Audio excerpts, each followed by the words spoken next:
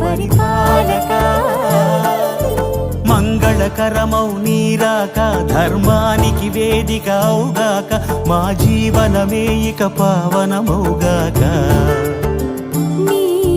పాలన శ్రీకరమౌగాక సుఖ శాంతులు సంపదలిడుగాక నీ రాజ్యము ప్రేమ సుధామయమౌగాక